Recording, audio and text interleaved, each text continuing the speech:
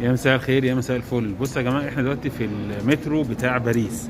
اللوحه اللي ورايا ديت ده الخط اللي انا هركبه، ومفروض بيديني يعني بالظبط فاضل له كان دقيقه و 50 ثانيه و20 ثانيه مثلا. طبعا دلوقتي المفروض ده الخط اهو.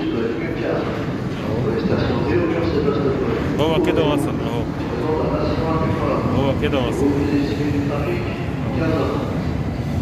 يلا بينا بقى نركب ونشوف. طبعا ده خط من ضمن الخطوط، هو في خطوط كتيرة، يعني في خطوط كتيرة.